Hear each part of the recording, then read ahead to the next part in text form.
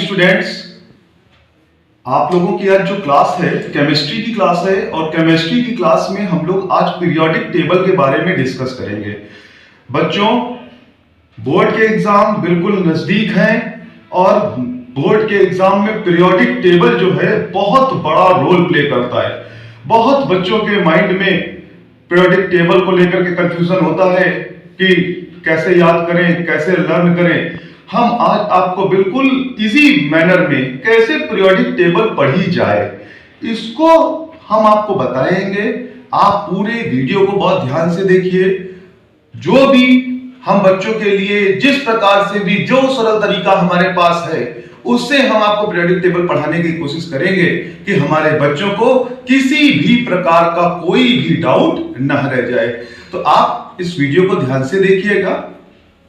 Periodic table chemistry का topic होता है पीरियोडिक टेबल। और पीरियोडिक टेबल है क्या?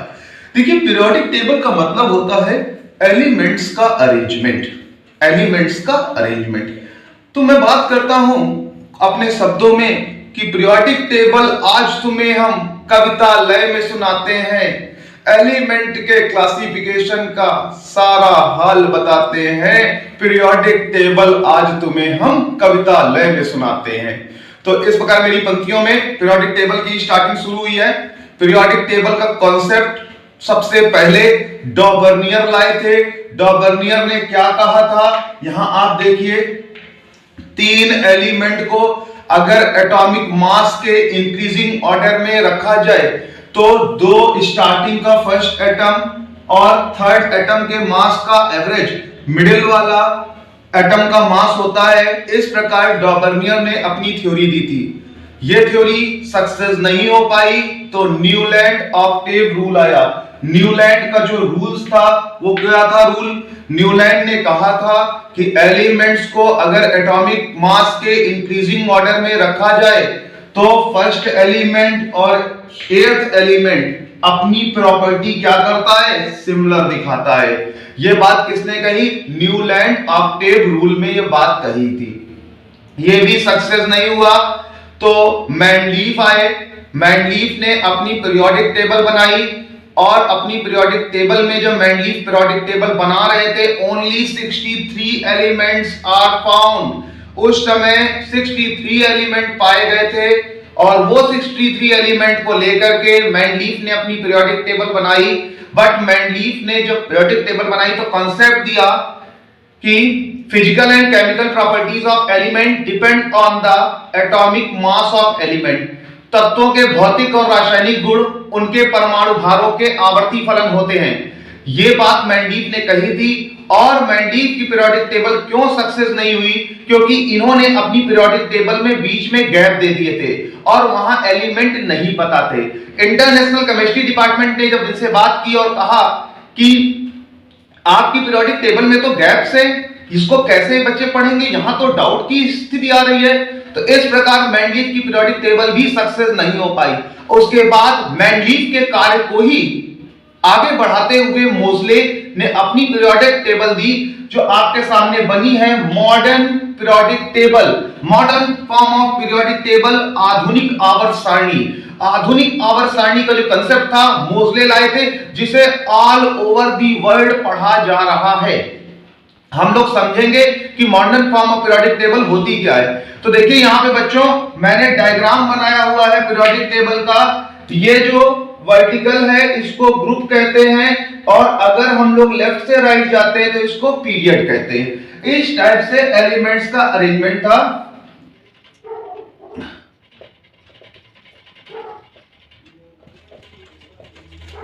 तो बच्चों यहां पर देखेंगे हम लोग कि पूरी पीरियोडिक टेबल को हमने 4 ब्लॉक्स में बांटा।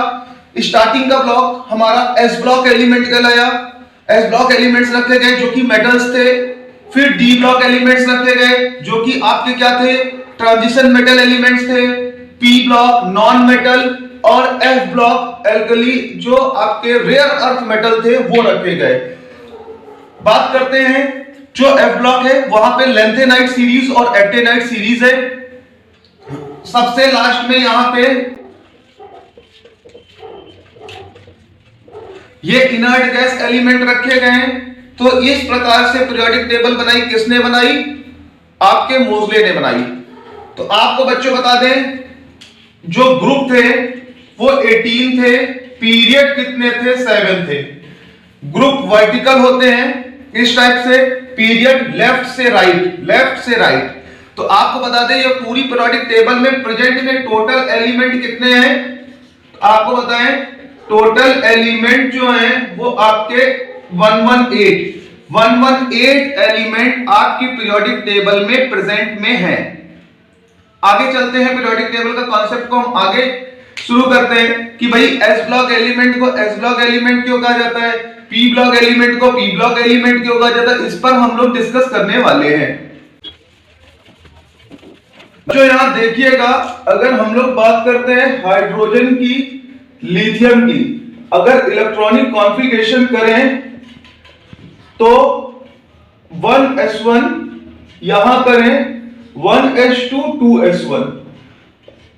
बच्चों यहां पे देखिए, जो लास्ट इलेक्ट्रॉन है वो s सबसेल में जा रहा है, इस वजह से ये कौन से ब्लॉक का एलिमेंट होगा? s ब्लॉक एलिमेंट होगा।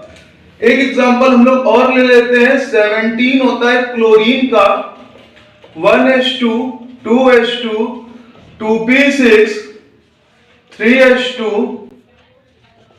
3p5। देखिए बच्चों, यहां पर आपका हाइड्रोजन है, फ्लोरीन, क्लोरीन, ब्रोमीन, आयोडीन और एस्टेटीन। तो हमारा क्लोरीन का जो लास्ट इलेक्ट्रॉन है वो कहां जा रहा है? पी में जा रहा है, इसलिए इसको पी ब्लॉक एलिमेंट में रखा गया है। ये किस साइंटिस्ट ने बताया था? तो बच्चों ये आफबाउ ने बताया था कि आफबाउ प्रिंसिपल कहता था कि अगर एलिमेंट को इलेक्ट्रॉनिक कॉन्फ़िगरेशन करें तो लास्ट सबसेल में जो भी इलेक्ट्रॉन जाएगा वो उसी ब्लॉक का एलिमेंट कहलाएगा। इस प्रकार से हम लोग डी ब्लॉक के लिए चेक कर सकते हैं और एफ ब्लॉक के लिए हम लोग चेक कर सकते हैं। अब बात करते हैं बच्चों कि ये तो हमारे एलिमेंट्स थे। प्रॉपर्टीज कैसे चेंज होती हैं आपके पीरियोडिक टेबल में? कुछ प्रॉपर्टीज ग्रुप्स में ऊपर से नीचे जाने पे चेंज होती हैं, कुछ प्रॉपर्टी लेफ्ट से राइट जाने में चेंज होती हैं। तो उसके बारे में हम लोग एक डिटेल स्टडी करेंगे, उसको देखेंगे।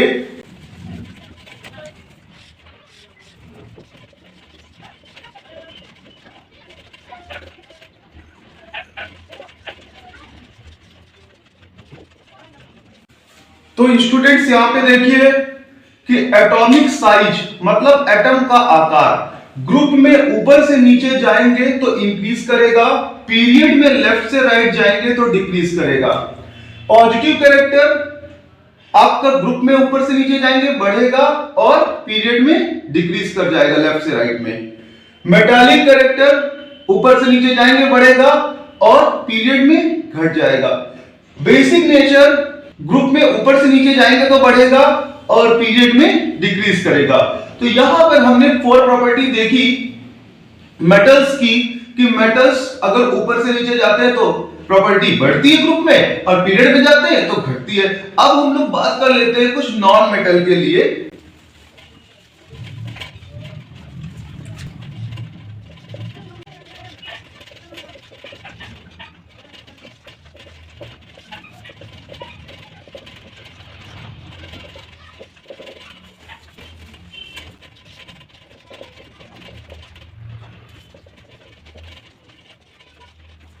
स्टूडेंट्स यहां पे देखिएगा, नॉन मेटल के लिए न्यूक्लियर फोर्स ग्रुप में ऊपर से नीचे जाने पे डिक्रीज करता है, पीरियड में लेफ्ट टू राइट जाने पे बढ़ता है। एसिडिक नेचर ग्रुप में नीचे जाने पे डिक्रीज करेगा, पीरियड में लेफ्ट से राइट जाने पे बढ़ेगा। नॉन मेटेलिक कैरेक्टर ग्रुप में डिक्रीज करता है, पीरियड में इंक्रीज करता है।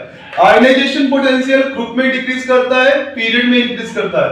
इलेक्ट्रोनेगेटिविटी ग्रुप में ऊपर से नीचे जाएंगे डिक्रीज करेगी, पीरियड में ऊपर से नीचे जाएंगे इंक्रीज करेगी। इलेक्ट्रॉन एफिनिटी ग्रुप में ऊपर से नीचे जाने पे डिक्रीज करता है, पीरियड में लेफ्ट टू राइट जाने पे इंक्रीज करता है। बच्चों हमने यहाँ पे ये सीखा कि पीरियोडिक टेबल में प्रॉपर्टीज में चेंज किस प्रकार होता है। जितने भी हमारे बच्चे हैं जिनका भी 10th 12th में वाइवा लगा हुआ है, वो बच्चे प्लीज इस टेबल को जरूर नोट कर लें, याद कर लें क्योंकि यही टेबल से क्वेश्चन आते हैं कि बताइए एटॉमिक साइज पे क्या इफेक्ट पड़ेगा जब लेफ्ट टू राइट जाएंगे, या इलेक्ट्रोनेगेटिव पे क्या इफेक्ट पड़ेगा जब लेफ्ट टू राइट जाएंगे। तो हम अपने आगे के वीडियो में इनके बारे में डिटेल स्टडी करेंगे कि प्रॉपर्टीज वास्तव में होती क्या है। ठीक है, आप लोग हमारे चैनल लेट्स क्रैक इट को लाइक करें, शेयर करें, सब्सक्राइब करें। Thank you class.